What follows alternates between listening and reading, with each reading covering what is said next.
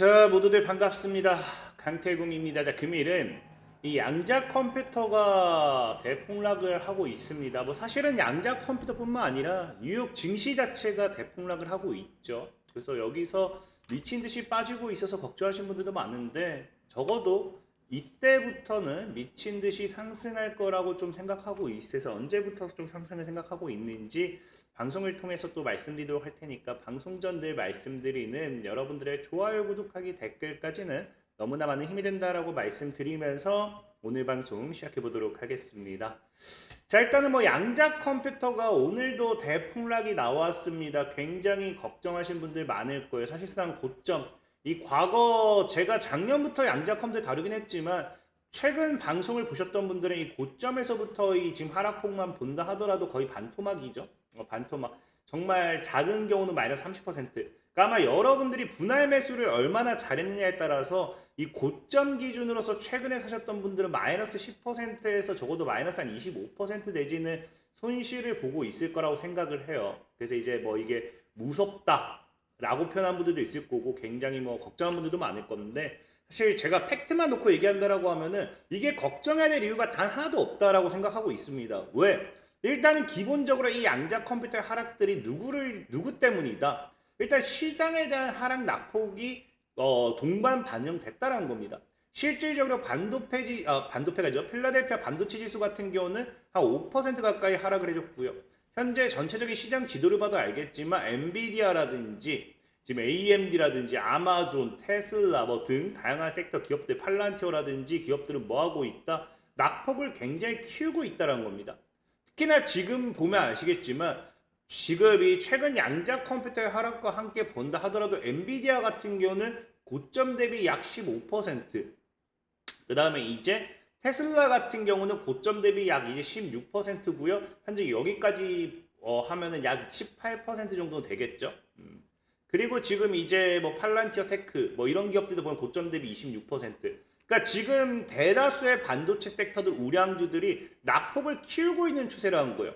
물론 여기서 여러분들이 뭐 아니 얘네들은 마이너스 10에서 마이너스 20%인데 어떻게 그 양자 컴퓨터 비교하냐라고 할 수도 있는데 저희도 말했다시피 사실 얘네들이 이미 뭐 엔비디아가 반토막 난다 그거는 그냥 도망가야 되는 거죠. 이미 그냥 끝났다고 보셔야 돼요. 그러니까 사실상의 이 우량주 사실 뭐 얘네 우량주 우리나라 같은 게 아니니까 그 그냥 시가총액 상위 종목군들과 이런 이 시총 하위군들의 등하락폭은 다르다라고 말씀드렸어요. 엔비디아가 뭐 하루에 뭐 3, 40%못 올라가는 것처럼 지금 이 저가형 스모킹 종목들 우리나라로 치면 이런 저가형 스모킹 종목들 양자 컴퓨터 같은 경우는 하루에 30%, 40%도 급등을 하기 때문에 애초에 등하락에 대한 이 폭이 다르기 때문에 이게 아니 마이너스 10에서 20%밖에 안 빠진 게 아니냐라고 하는 게 아니라 여기서 통상 2에서 3을 곱하면은 보통 이런 큰 시총 상위 종목군이 아닌 보통의 이런 주식들은 얼마나 하락을 하는 게 정상이냐를 알 수 있는 거죠. 그럼 아까 얘기했다시피 엔비디아 같은 경우가 마이너스 한 16%라고 했을 때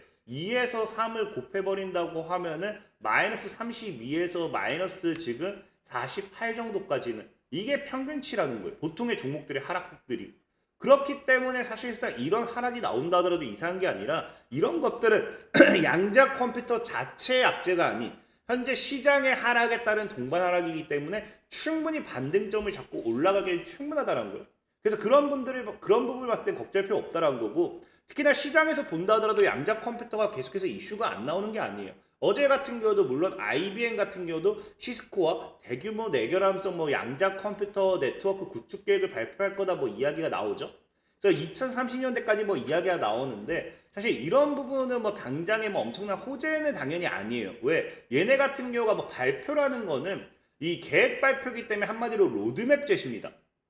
로드맵 제시고 앞으로 어떻게 나아갈 거다라는 건데 여기서 중요한 건 뭐다? 다만 얘네가 당장 매출을 기대할 수 없어도 기술 방향성 자체는 달라지는 게 없다라는 거예요. 그렇기 때문에 이런 것들을 오히려 긍정적으로 보는 게 맞다라는 거고 또한 지금 시장에서도 보면 아시겠지만 미 국부 에너지부 같은 경우도 뭐 한다? 지금 이 양자 컴퓨터 관련되어 있는 플랫폼을 상용화하기 위한 투자를 진행하고 있다는 겁니다. 실질적인 정부 차원에서의 투자도 꾸준하게 진행이 되고 있는 게 최근에서도 확인이 되고 있죠. 그리고 이제 어제도 얘기했지만 엔비디아 같은 경우도 결국에는 중동으로 양자 컴퓨터 시뮬레이션을 진출하는 등 이런 부분도 나타나지고 있는 거고, 그리고 또 어제 얘기했던 것 중에 또 뭐까지 있습니까?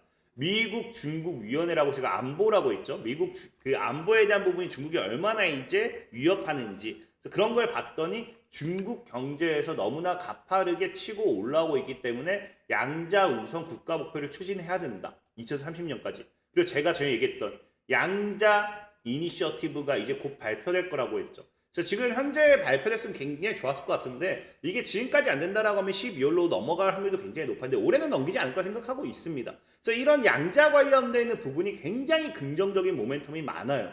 특히나 지금 당장에 대한 이 실적 기대 이런 걸 못한다 하더라도 걱정할 게 없는 게 뭐냐고 하면은, 많은 사람들이 양자는 버블이라고 표현을 해요.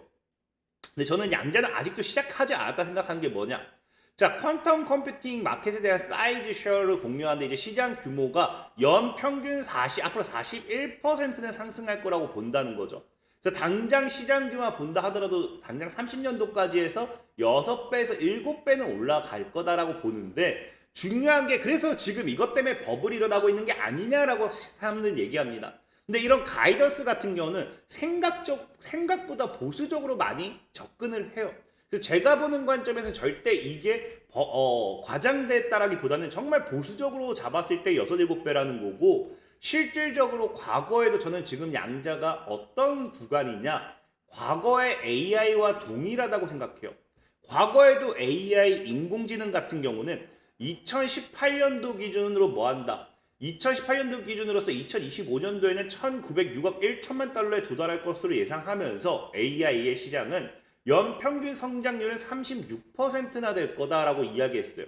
어찌 보면 양자가 실질적인 AI보다 연평균 성장률이 더 높기 때문에 더 높게 취급해야 된다고 생각하고 있는 부분도 맞습니다. 어쨌든 여기서 중요한 거는 25년도에 1906억 1천만 달러에 대한 그 가이던스를 2018년도에 보수적으로 제시를 했고요. 실질적으로 지금 2025년 기준 보니까 어떻다? 2025년 기준으로서 2,941억 6천만 달러입니다. 그러니까 아까 얘기했다시피 1,900억 달러 대비해가지고 이미 1,000억 달러는 이미 시장 규모가 더 크게 성장했다는 거. 근데 중요한 건 뭐냐? 과거에도 그랬어요. 이미 AI에 대한 시장 규모를 계속해서 이 성장성을 제시해줬지만, 양자 컴퓨터는 제시해줬지만, 당시에 AI 엔비디아 차트는 어떻게 됐느냐? 2018년도에 분명히 향후 시장 규모는 5배는 더 5배였나요 방금? 아니죠. 시장 규모가 어쨌든 오를 거다. 엄청나게 연평균 33% 가지고서 오를 거다라고 이야기를 했음에도 뭐합니까? 오히려 무너졌다라는 거예요. 지금 여러분들 엔비디아 7달러에 살 수 있는 기회 있다라고 하면 다들 여기 전재산 꼬라박을 거 아니에요.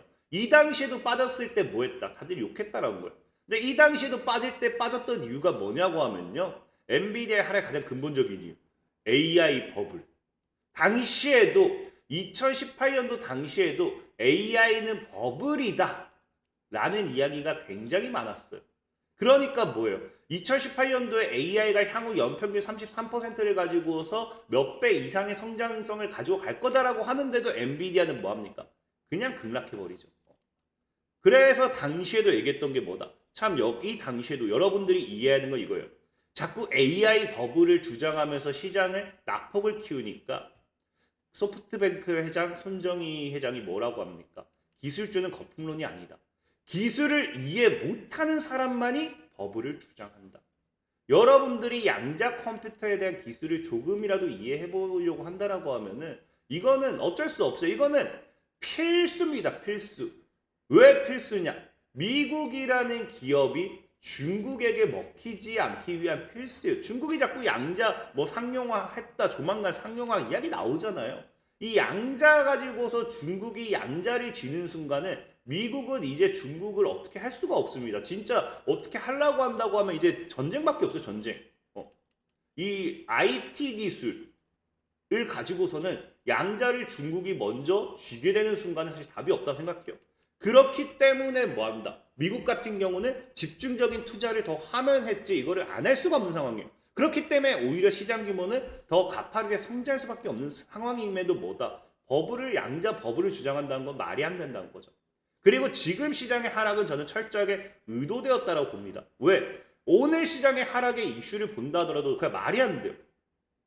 고용지표가 발표가 되니까 뭐라고 이야기합니까? 금리 인하 안 해도 된다? 금리 인하 안 해도 되겠다? 금리 동결하자에 대한 분위기가 커져요. 금리 동결에 대한 리스크래요. 첫 번째는. 그리고 아까 얘기했듯이 AI 버블론에 대한 리스크래요. AI 고평가. 근데 중요한 거는 이 금리 인하라든지 AI 고평가 같은 경우도 과거 올해 9월 달부터 계속해서 금리 인하는 두 번밖에 안 할 거다. 12월에는 데이터를 보고 결정할 거다. 안 할 수 있다. 금리에 대한 공포감을 계속해서 심어줬습니다. 그리고 실질적인 올해 뭐 했다? 이 AI 버블 같은 경우도 계속해서 이야기를 했던 부분이에요. 계속해서 강조를 했는데 이를 가지고 뭐 하고 있어요. 지금 거의 2개월 내내 찍어 눌렀어요. 사실 그 엔비디아나 이런 애들이 버텨주니까 버텨줬던 거지 이때부터 양자는 계속해서 무너졌습니다. 그러니까 계속해서 2개월 내내 찍어 눌렀거든요. 근데 중요한 건 뭐냐고 하면은 자꾸 사람들이 오해하는데 아까 앞에도 보여줬죠. 이 AI 버블론인 이유가 무엇이냐를 놓고 이야기한다잖아요. AI 버블론인 이유는 미국의 모든 전체 사람들이 뭐하고 있다. 미국 개인 투자자들이 주식 투자액의 비중이 닷컴 버블 당시 수치를 넘어섰다. 개미 투자자들이 사상 최대로 투자하고 있다가 뭐다? 이 버블의 근거라는 거예요. 이거는 개미들이 만든 거다. 그럼 중요한 건 뭐냐고 하면은 앞으로 개미들은 투자를 더 안 하냐? 아니라는 거예요. 했으면 했지 더 안 할 수가 없는 상황입니다. 지금 시장은 AI 버블을 이야기하잖아요. 그만큼 AI로 인한 기술은 급격하게 성장하고 있는 상황이에요. 근데 보면 아시겠지만 AI와 노출과 직업별 실업률 변화라는 게 이 실업률이 더 증가하고 AI에 더 노출될수록 실업률이 급증한다고 우리가 확인할 수 있어요. AI가 인간이 해야 될 일을 대체하는 순간 인간은 할 일이 없어집니다. 그럼 여기서 무엇을 통한 수익을 창출할 것이냐? 없어요. 없어. 정답은 투자밖에 없다는 겁니다.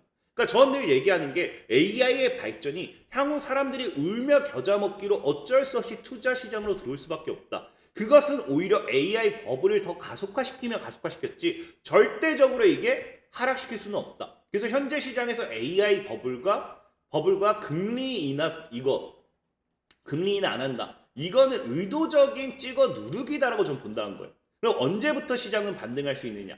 제가 보는 거는 양자 이니셔티브가 나와줬을 땐 양자 관련된 애들도 움직일 거고요.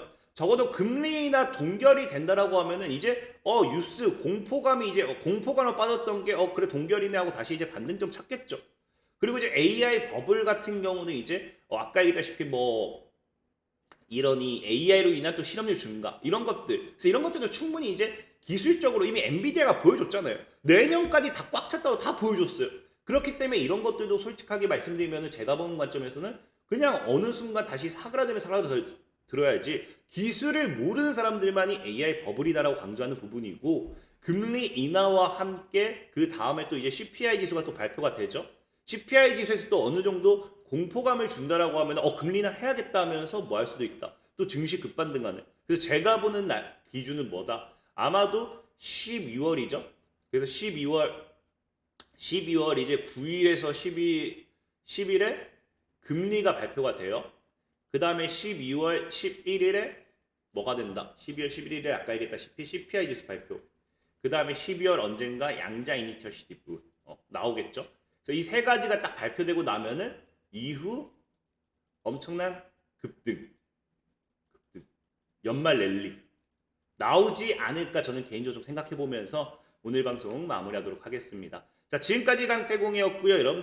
여러분들의 좋아요, 구독하기, 댓글까지 너무나 많은 힘이 된다 말씀드리면서 자 모두들 안녕.